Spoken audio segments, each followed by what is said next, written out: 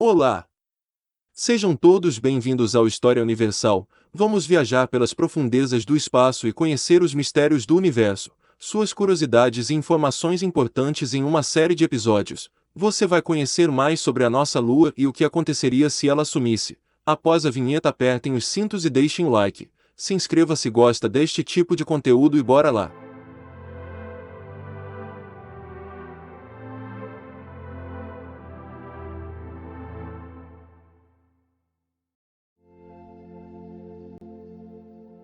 A Lua é o único satélite natural da Terra, e o quinto maior do Sistema Solar. É o maior satélite natural de um planeta no Sistema Solar em relação ao tamanho do seu corpo primário, tendo 27% do diâmetro e 60% da densidade da Terra. Entre os satélites cuja densidade é conhecida, a Lua é o segundo mais denso, atrás de Io. Estima-se que a formação da Lua tenha ocorrido há cerca de 4,51 mil milhões de anos, relativamente pouco tempo após a formação da Terra. Embora no passado tenham sido propostas várias hipóteses para sua origem, a explicação mais consensual atualmente é a de que a Lua tenha sido formada a partir dos detritos de um impacto de proporções gigantescas entre a Terra e um outro corpo do tamanho de Marte. A Lua encontra-se em rotação sincronizada com a Terra, mostrando sempre a mesma face visível, marcada por mares vulcânicos escuros entre montanhas cristalinas e proeminentes crateras de impacto. É o mais brilhante objeto no céu a seguir ao Sol, embora a sua superfície seja na realidade escura, com uma refletância pouco acima da do asfalto. A sua proeminência no céu e o seu ciclo regular de fases tornaram a Lua, desde a antiguidade, uma importante referência cultural na língua, em calendários, na arte e na mitologia. A influência da gravidade da Lua está na origem das marés oceânicas e ao aumento do dia sideral da Terra. A sua atual distância orbital, cerca de 30 vezes o diâmetro da Terra, faz com que no céu o satélite pareça ter o mesmo tamanho do Sol, permitindo-lhe cobri-lo por completo durante um eclipse solar total. A Lua é o único corpo celeste para além da Terra no qual os seres humanos já pisaram. O programa Luna, da União Soviética, foi o primeiro a atingir a Lua com sondas não tripuladas em 1959. O programa Apollo, do governo dos Estados Unidos, permitiu a realização das únicas missões tripuladas até hoje ao satélite, desde a primeira viagem tripulada em 1968 pela Apollo 8, até 6 alunagens tripuladas entre 1969 e 1972, a primeira das quais a Apollo 11. Estas missões recolheram mais de 380 kg de rochas lunares que têm sido usadas no estudo sobre a origem, história geológica e estrutura interna da Lua. Após a missão Apollo 17, em 1972, a Lua foi visitada apenas por naves espaciais não tripuladas, como pela última sonda do programa soviético Lunokhod. Desde 2004, Japão, China, Índia, Estados Unidos e a Agência Espacial Europeia enviaram sondas espaciais ao satélite natural. Estas naves espaciais têm contribuído para confirmar a descoberta de água gelada em crateras lunares permanentemente escuras nos polos e vinculada ao regolito lunar. Missões tripuladas futuras para a Lua foram planejadas, através de esforços de governos e do financiamento privado. A Lua permanece, conforme acordado no Tratado do Espaço Exterior, livre para todas as nações que queiram explorar o satélite para fins pacíficos. A Lua é um corpo diferenciado, a sua crosta, manto e núcleo são distintos em termos geoquímicos. A Lua possui um núcleo interno sólido e rico em ferro com 240 km de raio e um núcleo externo fluido composto essencialmente por ferro em fusão e com um raio de aproximadamente 300 km. O núcleo é envolto por uma camada parcialmente em fusão com um raio de cerca de 500 km.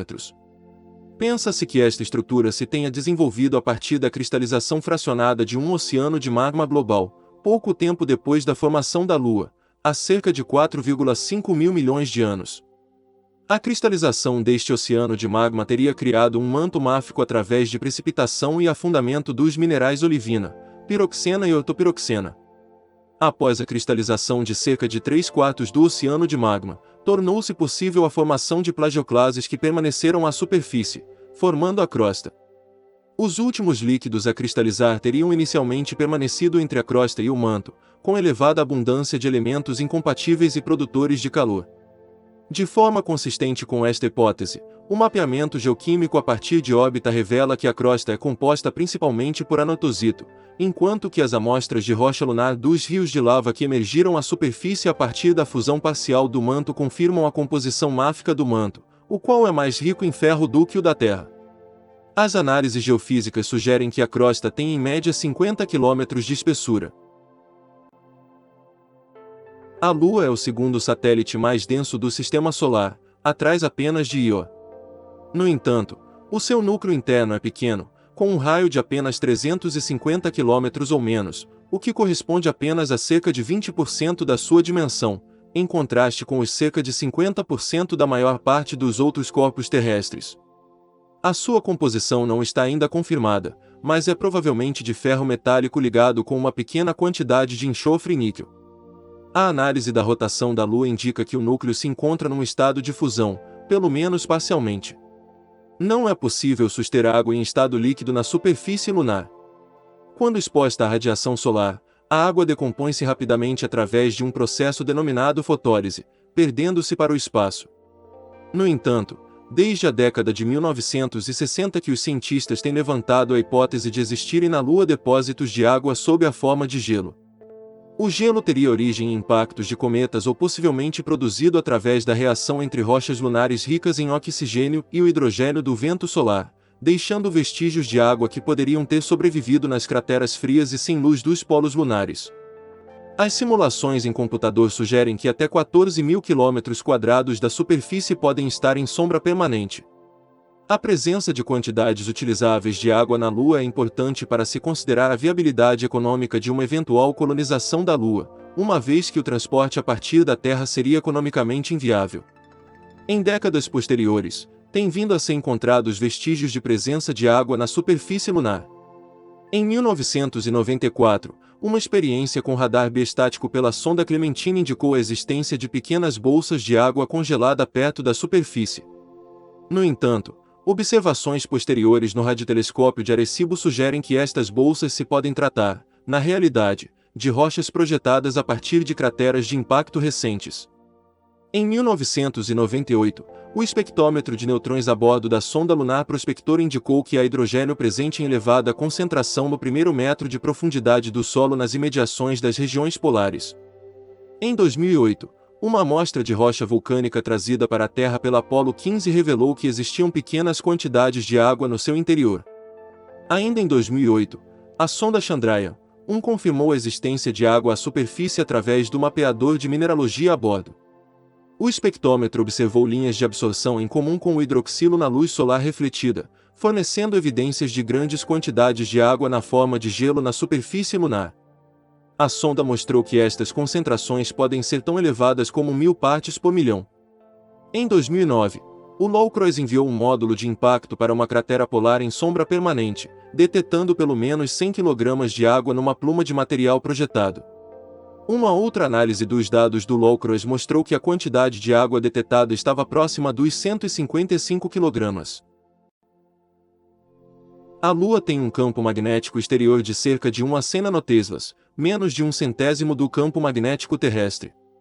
A Lua não tem um campo magnético global dipolar, como aqueles que são gerados pelo geodínamo característico de um núcleo de metal líquido, apresentando apenas magnetização da crosta, provavelmente adquirida muito cedo na sua história quando o geodínamo estava ainda em funcionamento. De acordo com uma hipótese alternativa, alguma da magnetização restante pode ter origem em campos magnéticos transitórios gerados durante grandes eventos de impacto, através da expansão de uma nuvem de plasma gerada por esse impacto na presença de um campo magnético ambiente. Isto é apoiado pela localização aparente das maiores magnetizações da crosta perto dos antípodas das maiores bacias de impacto. Cauda lunar. A Lua é seguida por uma cauda de matéria irradiada. A cauda lunar é feita de átomos de sódio lançados do solo lunar para o espaço por quedas de meteoros e, em seguida, empurrados por centenas de milhares de quilômetros pela radiação solar. A cauda lunar é invisível a olho nu. Durante alguns dias de lua nova cada mês, no entanto, o feixe se torna visível para telescópios de alta potência que podem detectar o fraco brilho laranja do sódio no céu. O feixe então aparece como um ponto brilhante difuso no céu oposto ao Sol, cerca de 5 vezes o diâmetro da Lua cheia e 50 vezes mais escuro do que os olhos humanos podem perceber. Pesquisadores detectaram uma mancha de sódio, pela primeira vez na década de 1990. Mas, embora o ponto sempre apareça ao mesmo tempo no ciclo lunar, seu brilho varia muito. A câmera do céu inteiro, que pode analisar os comprimentos de onda de luz emitidos por elementos específicos, como o sódio, fez cerca de 21.000 imagens da Lua, de 2006 a 2019. Eclipses. A partir da Terra, a Lua e o Sol parecem ter o mesmo tamanho. No entanto, a partir de um satélite na órbita da Terra, a Lua pode parecer menor que o Sol. Os eclipses ocorrem apenas quando o Sol, a Terra e a Lua se encontram alinhados. Os eclipses solares ocorrem durante a Lua nova, quando a Lua se encontra entre o Sol e a Terra. Por outro lado, os eclipses lunares ocorrem durante a Lua cheia, quando a Terra se encontra entre o Sol e a Lua. O tamanho aparente da Lua é aproximadamente o mesmo do Sol, quando ambos são observados a aproximadamente meio ângulo de largura. O Sol é muito maior do que a Lua, mas é precisamente esse maior afastamento que por coincidência faz com que tenha o mesmo tamanho aparente da Lua, muito mais próxima e mais pequena. As variações entre o tamanho aparente, devido às órbitas não circulares, são também muito coincidentes, embora ocorram em diferentes ciclos. Isto faz com que seja possível ocorrerem eclipses totais, em que a Lua aparenta ser maior do que o Sol, e eclipses solares anulares, em que a Lua aparenta ser menor do que o Sol. Durante um eclipse total, a Lua cobre por completo o disco solar e a coroa solar torna-se visível a olho nu. Uma vez que a distância entre a Lua e a Terra aumenta muito devagar ao longo do tempo, o diâmetro angular da Lua também está a diminuir. Isto significa que há centenas de milhões de anos a Lua cobriu por completo o Sol em eclipses solares, e que não era possível ocorrer em eclipses anulares. Da mesma forma, daqui a 600 milhões de anos, a Lua deixará de cobrir o Sol por completo, e só ocorrerão eclipses anulares. Uma vez que a órbita da Lua em volta da Terra tem uma inclinação de cerca de quinto em relação à órbita da Terra em volta do Sol, os eclipses não ocorrem em todas as luas novas e cheias. Para ocorrer um eclipse, a Lua deve estar perto da intersecção dos dois planos orbitais. O intervalo de tempo e recorrência dos eclipses é descrito no ciclo de Saros, que tem uma duração de aproximadamente 18 anos. Uma vez que a Lua bloqueia permanentemente a nossa visão de uma área circular do céu com meio grau de diâmetro, o fenômeno relacionado de ocultação ocorre quando uma estrela ou planeta brilhante passam perto da Lua e são ocultados. Desta forma, um eclipse solar é uma ocultação do Sol. Como a Lua se encontra relativamente perto da Terra, a ocultação de estrelas individuais não é visível de todos os pontos do planeta, nem ao mesmo tempo. Devido à precessão da órbita lunar, em cada ano são ocultadas estrelas diferentes. Você certamente não percebeu, mas a Lua está se afastando de nós. A Lua está se afastando da Terra diariamente, apesar de ela parecer estável e tranquila no céu. Por isso, a cada ano que passa, nosso satélite natural está alguns centímetros mais distante de nós. Este recuo acontece em função das interações gravitacionais com nosso planeta, que seguem afastando-a cada vez mais. Um dia, a Lua irá demorar 47 dias para completar uma órbita, sendo que, hoje, ela leva menos de 30 dias para isso. A Lua nunca vai escapar da Terra. Mesmo que a Terra continue diminuindo sua velocidade, irá girar na mesma velocidade em que orbita a Lua.